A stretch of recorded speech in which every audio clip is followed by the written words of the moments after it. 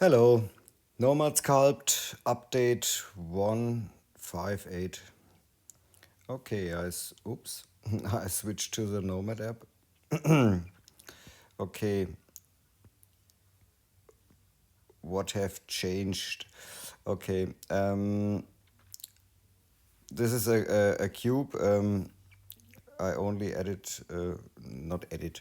I add a cube and I validate this one, and I clone it. Bring this one to the side and make it a little bit smaller. And I show you a thing. I go to the transform tool, scale. I turn scale off and move off, and I use the insert tool. Turn on the clone function and turn off the symmetry. And I switch on the outline that we can see which object is active. And I lock at the bottom, I lock it, and now I short the gizmo is totally normal. Nothing has changed on the gizmo. And I go back to the insert tool. Clone is active, it's okay.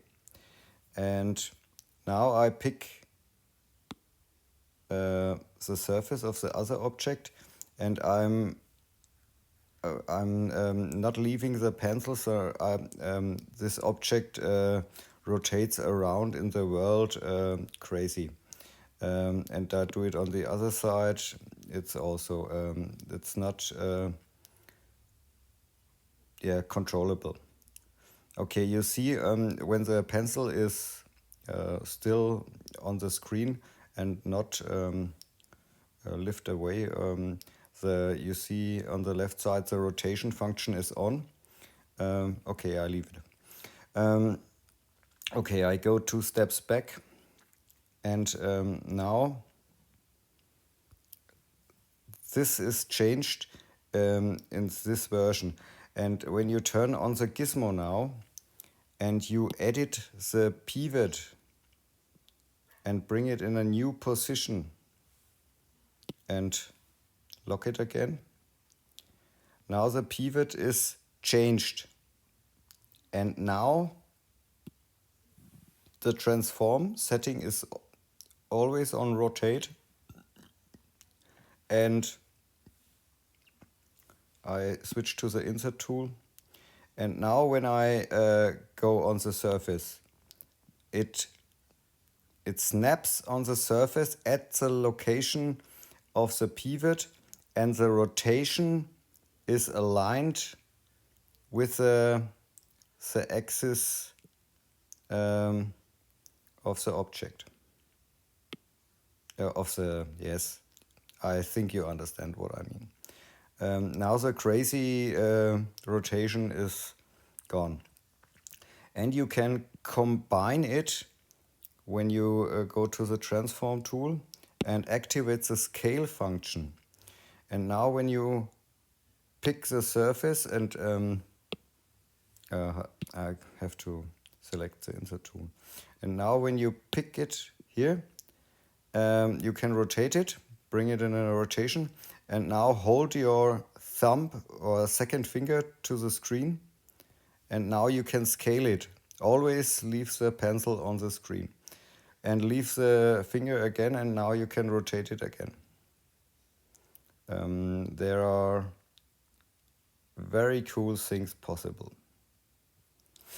Okay, you can also add the move tool again, but 3 things at once doesn't work very good with this tool.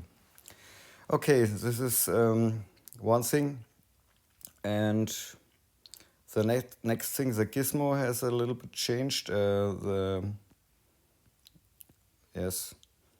There's more space between the handles, and it's cool. go a few steps back and okay, and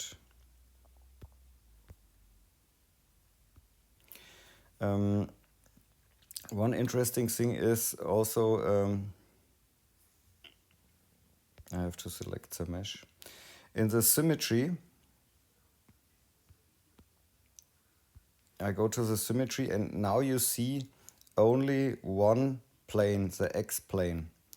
And you can show the plane, and when you now go to the front view and use other tool like the masking tool, you see the plane that's what is active.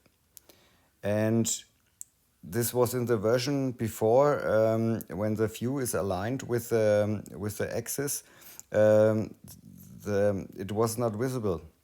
And now you can see exactly where the line is. And this is very helpful when you use the gizmo edit, because now you can see where the plane is.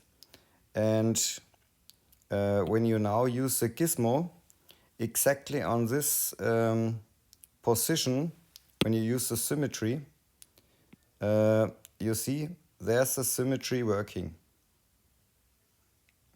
You can use it very precisely. You can now bring the plane in position and change back to the gizmo and scale it from this position. And the planes are now you can activate one by one and all. Okay, and when you activate, for example, when you activate these two planes, you have a center point. And now when you go to the gizmo edit, gizmo edit is active. Now you can bring the gizmo in a position and you have the exactly point and it's visible. Now you see a cross. That's also sometimes very useful. Okay, then one thing is I think render ratio. If you cannot render a certain resolution, same resolution, there I go in the measure fix is fixed. Render, crop, render instead of rendering outside the screen edges. Symmetry, this was the symmetry I showed you. Gizmo, add more space between gizmo, and in the decimation was also a change. Interface fix side behavior. Yes, and some smaller fixes. Okay.